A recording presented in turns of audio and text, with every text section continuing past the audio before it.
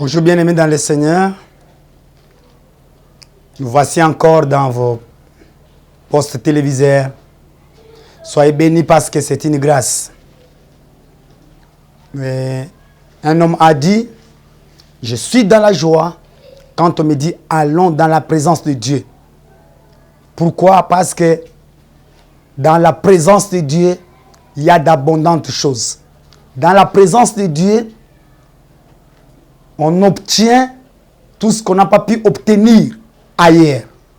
Dans la présence de Dieu, on obtient des choses qu'on ne peut pas obtenir, que l'université ne peut pas nous donner. Que les sociétés de ce monde, que les hommes ne peuvent pas nous accorder. Mais dans la présence de Dieu, nous avons le privilège, nous avons la grâce d'obtenir ces choses-là. Voilà pourquoi le psalmiste l'a déclaré, il l'a annoncé. Je suis dans la joie quand on me dit, allons dans la maison de l'Éternel. Je suis dans la joie quand je suis dans la présence de Dieu. Il n'est pas dans la joie parce que il est nommé ministre, il est nommé PDG, il est nommé directeur, il est nommé mandataire, il a été promis. C'est bien. Nous avons besoin que les enfants de Dieu occupent des postes stratégiques. C'est le temps des enfants de Dieu. C'est le temps de Dieu où les enfants de Dieu doivent impacter, doivent sortir des oubliettes. C'est le temps où les enfants de Dieu doivent se manifester. C'est le temps de la manifestation des enfants de Dieu. Et David avait compris cette donnée-là. Il dit, je suis dans la joie quand on me dit, allons dans la maison de l'Éternel. Je suis dans la joie quand on me dit, allons dans la présence de Dieu. Parce que dans la présence de Dieu, il y a toutes sortes de richesses. Les richesses que le président d'aucune nation ne peut pas donner, ne peut pas accorder à son peuple, à son gouvernement, mais devant la présence de Dieu, de notre Dieu, on peut les obtenir. Amen. Soyez bénis. Bonjour pour les uns et bonsoir pour les autres. Nous sommes encore là. Maintenant, nous voulons parler de deux petits points. Le premier sous-petit point, parce que notre grand thème, c'est le mépris. Et nous avons tiré ce thème-là du livre de Job, chapitre 12, versets 4 à 5. Et le deuxième livre où nous avons tiré notre thème, c'est le livre d'Abdias, les versets 2 à 4, voire même 5. Job nous montre que au malheur, le mépris. C'est la devise des errés. Ceux qui sont errés aujourd'hui, ils méprisent ceux qui traversent encore les déserts. Bien-aimé, personne n'est né riche. Et la pauvreté, ce n'est pas une fatalité. La pauvreté, c'est un état d'esprit où nous devons tous et que nous tous nous combattons. Cet état est appelé à changer. C'est comme un homme qui avait 10 ans, il était jeune, il avait 15 ans, adolescent, 20 ans, 22 ans, garçon, jeune garçon, tout ça.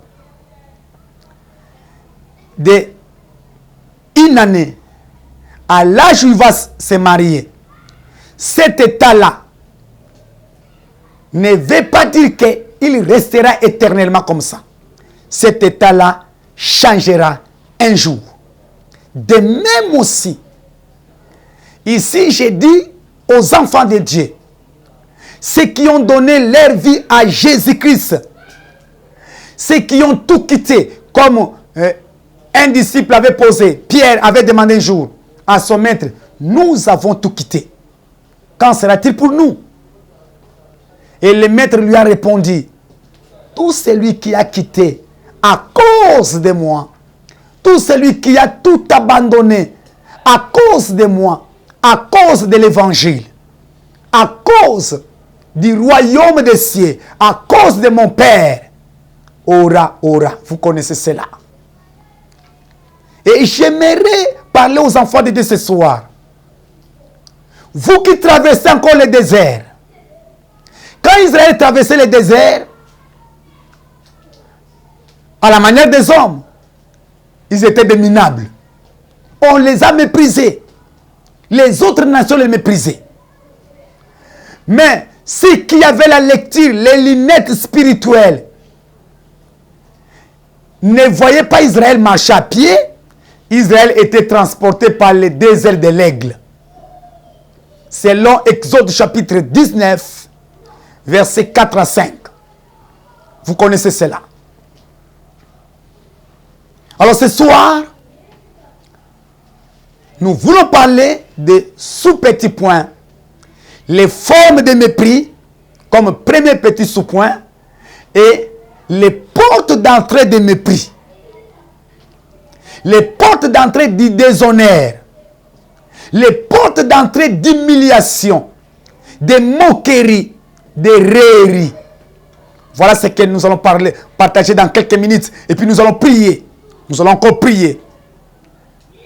N'hésitez pas de vous abonner. N'hésitez pas de nous contacter.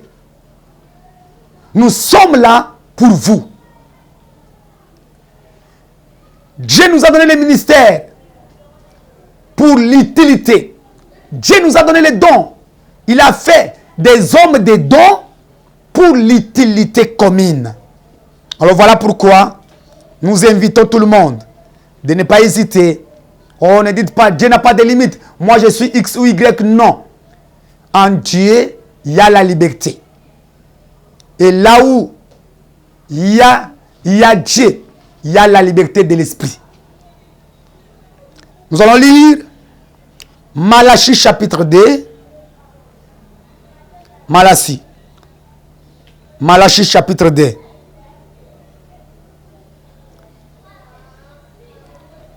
Verset 8 au 9e. Et pourquoi pas, on va aller jusqu'au 10e verset. J'ai le nom du Seigneur. Mais vous vous êtes écartés de la voie. Vous avez fait de la loi une occasion de chute pour plusieurs. Vous avez violé l'alliance de Lévi, dit l'Éternel des armées. Et moi, je vous rendrai méprisable et vil aux yeux de tous les peuples, parce que vous n'avez pas gardé mes voies et que vous avez égard à l'apparence des personnes quand vous interprétez la loi. N'avons-nous pas tous un seul Père? N'est-ce pas un seul Dieu qui nous a créés? Pourquoi donc sommes-nous infidèles l'un envers l'autre en profanant l'alliance de nos pères? Parole du Seigneur. Les formes de mépris. Nous lisons encore Jérémie, chapitre 6, verset 30. Jérémie, chapitre 6, verset 30. Je lis au nom du Seigneur.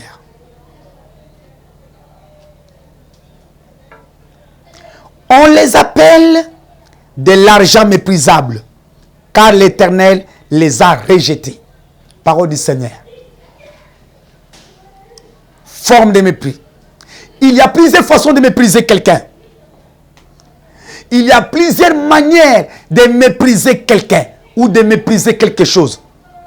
De dénigrer, de déshonorer quelqu'un ou quelque chose. Il y a plusieurs manières de rendre quelqu'un méprisable. De rendre quelqu'un le mépris.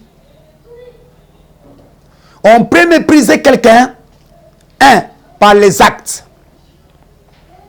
1 Samuel chapitre 3, verset 12 à 13, nous montre que les enfants du sacrificateur Élie avait rendu les offrandes, les choses sacrées de Dieu, méprisables. Les actes qu'il posait, qu'il commettait, c'était des actes de mépris. Alors Dieu avait pris la décision. Dieu s'était irrité dans les ciels. Il les a frappés tous. Les enfants du sacrificateur Élie sont tous morts le même jour. Et la suite, qu'est-ce qui s'en est suivi? L'Ikabod. Vous connaissez cela. La première forme de mépriser quelqu'un ou de mépriser quelque chose, c'est les actes. On peut mépriser quelqu'un par les actes. Deuxièmement, on peut mépriser quelqu'un par les gestes. On peut mépriser quelqu'un par les regards. Nous voyons dans le livre de Psaume chapitre 15, verset 4. On peut mépriser quelqu'un par les comportements, par les attitudes, par les réactions. Bien-aimés, les actes que vous posez aujourd'hui, sont-ils des actes honorifiants ou bien les actes de mépris? Partout où vous passez, les actes que vous posez, il s'agit de quel type d'acte? Tout ce que nous commettons aujourd'hui comme acte, nous posons comme acte, cela nous atteindra d'une manière ou d'une autre. Parce que Dieu n'est pas un homme pour favoriser ceux qui commettent des actes inappropriés. Nous voyons clairement dans la Bible, dans 1 Samuel 3, versets 12 à 13, les enfants du sacrificateur Élie, ils ont commis des actes abominables.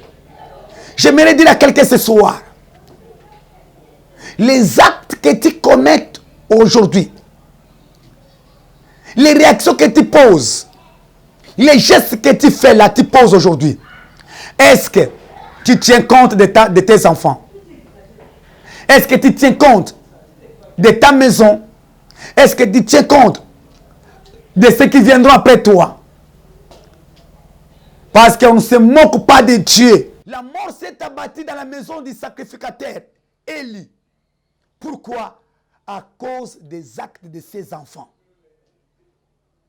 Il y a certaines personnes qui amènent le mépris dans la maison. Les parents sont clean. Les parents s'efforcent à tout faire pour glorifier Dieu. Mais le comportement des enfants, leurs actions, leurs actes font que les mépris s'abattent dans la maison.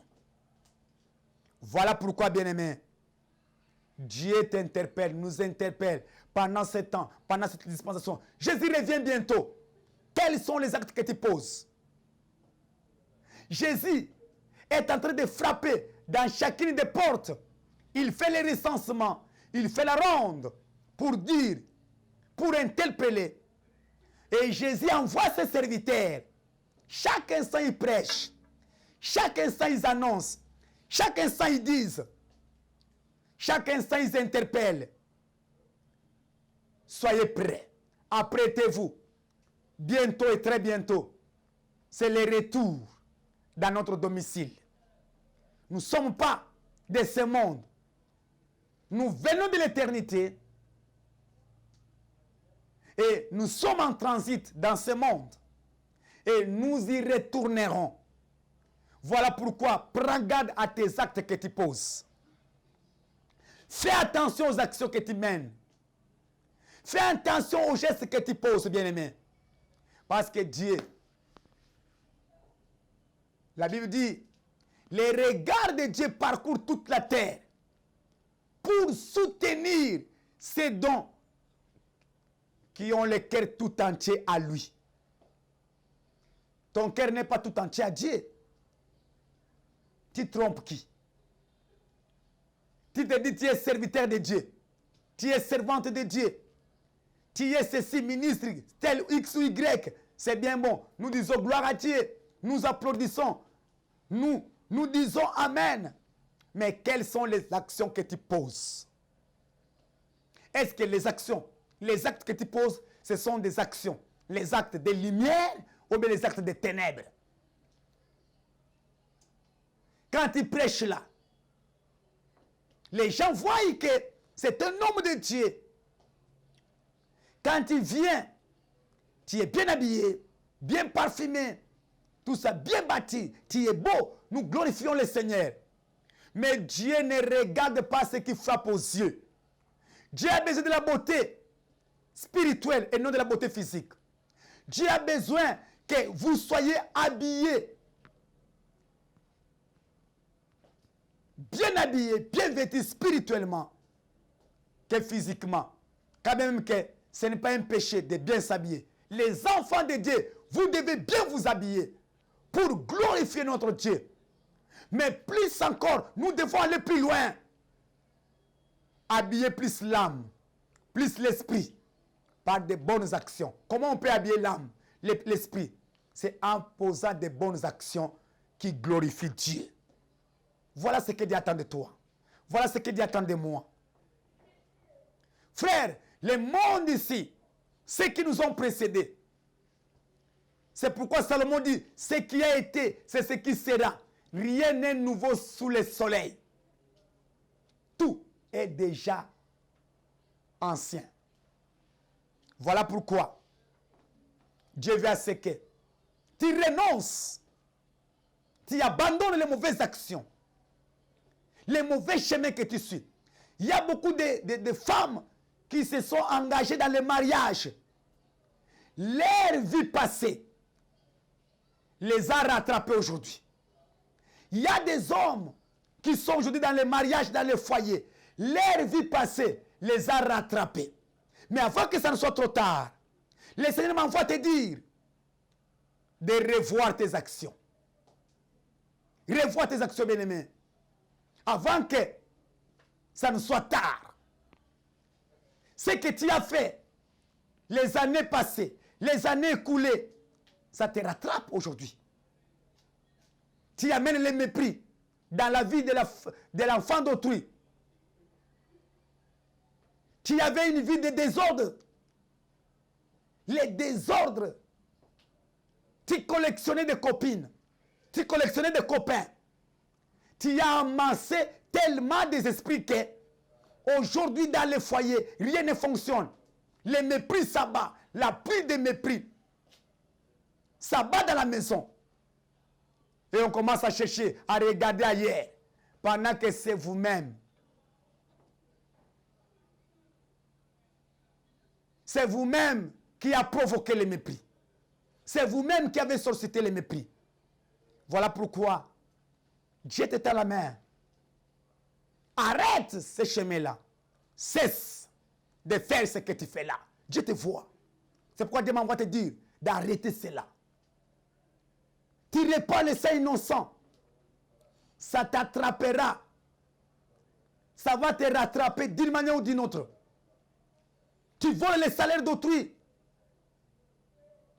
Tu détournes de l'argent d'autrui. De l'argent qui ne t'appartient pas. Tu prends les femmes d'autrui. Dieu n'est pas content de ça. Ces actions-là, tu sollicites le mépris. Et tu vas amener le mépris dans ta vie. Quand tu seras marié. Quand tu seras dans ton toit conjugal. Le mépris te suivra. Parce que chaque semence doit se reproduire selon son espèce. Tu voles. Et quand tu voles, tu viens avec l'argent du vol, tu scolarises, tu fais étudier tes frères, tes sœurs, tes copains, tes copines. Et tu te dis, il n'y a rien. C'est l'argent du mépris. C'est pourquoi Jérémie 6, 30 le dit. Dieu les appelle argent du mépris. Parce qu'il les a rejetés. Jérémie 6, 30. L'argent de la prostitution, tout celui qui se prostitue, c'est l'argent du mépris. Et ce que tu as fait avec cet argent-là, au lieu d'aider les gens, au lieu de bénir les gens, tu as amené le mépris sur eux. Voilà pourquoi depuis qu'il a fini les études, sa vie n'est pas normale. Pourquoi? Parce que c'est de l'argent du mépris. Tu lui as fait étudier. Toi, tu savais. Le mien fait c'est quoi? Va lui dire. Va confesser. Tu vois l'argent que je vous ai fait étudier. C'est l'argent que je me prostituais. J'allais collectionner l'argent en ville, partout. Je faisais le porte-à-porte des hommes d'autrui. Et vous aussi les hommes d'autrui. Entre guillemets, les hommes mariés. Pourquoi gaspillez-vous de l'argent? Pendant que dans votre famille, dans votre maison, là où tu es né, il y a des gens qui ont besoin de l'aide, qui ont besoin du secours. Mais toi, tu te fais boss ailleurs, pendant que chez vous, ça brille. Les actes.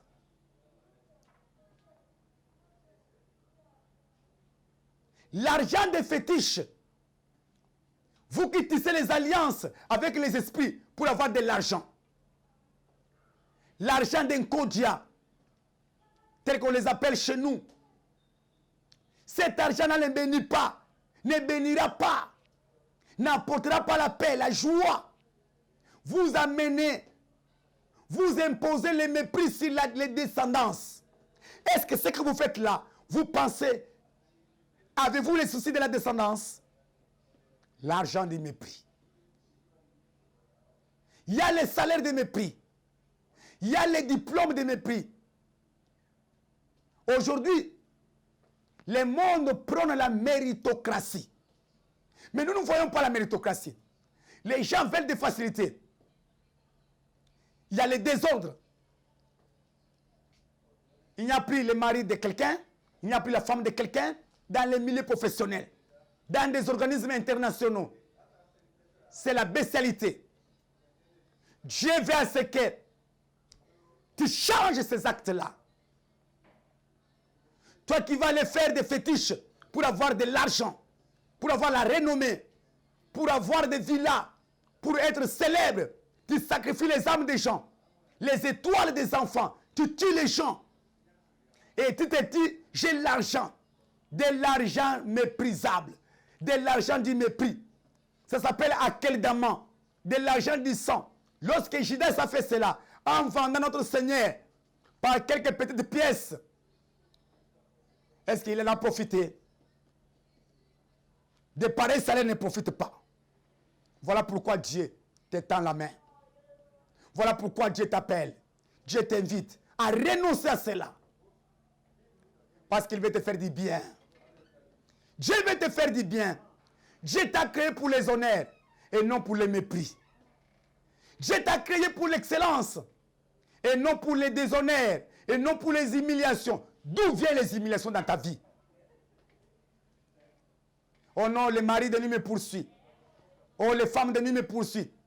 Mais tu as oublié qu'il y a de cela 5 ans en arrière, 10 ans passés, 20 ans passés, tu étais le centre du monde. Tu étais le centre de la beauté du monde entier. Et tu as sollicité les mépris partout. Et aujourd'hui, tu continues à dire, oh non, à gauche, à droite. Répands-toi seulement. Les formes de mépris. Arrêtez de nourrir les enfants. Les femmes mariées amènent de l'argent, du mépris à la maison. C'est pourquoi arrêtez de faire cela. Quelles sont les portes d'entrée du mépris? 1. Nous avons le sexe. De toutes les portes d'entrée du mépris, du déshonneur, c'est le sexe. Aujourd'hui, le sexe est devenu un objet. Tout se fait par sexe. Il y a des diplômes sexuellement transmissibles, des promotions sexuellement transmissibles, des voyages sexuellement transmissibles. Il y a des titres académiques sexuellement transmissibles. Tu veux obtenir ceci, tu veux que la porte s'ouvre devant toi, donne d'abord le sexe. Dieu a créé le sexe pour un but. Dieu a créé le sexe pour continuer l'œuvre de la création. Mais aujourd'hui, le sexe est devenu quelque chose de méprisable. Voilà pourquoi nous avons la sueur comme porte d'entrée du mépris. Bien-aimés, ne consomme pas la sueur de quelqu'un. Contente-toi de ce que tu as. Quand tu prends la sueur de quelqu'un, l'argent de quelqu'un, tu amènes le mépris à la maison, tu amènes le mépris en famille, tu amènes les déshonneurs, tu amènes les humiliations, tu amènes les maladies, tu amènes l'échec, l'instabilité à la maison. Tu amènes l'opprobre dans la famille. C'est pourquoi Dieu veut à ce que tu renonces à cela. Dieu veut à ce que tu abandonnes toutes ces pratiques-là. Tu fermes toutes ces portes-là. Que tu te répandes. Afin que Dieu te fasse du bien. Pour que la gloire te revienne. Et que la gloire revienne à son saint nom. Je vais prier pour toi. Père éternel,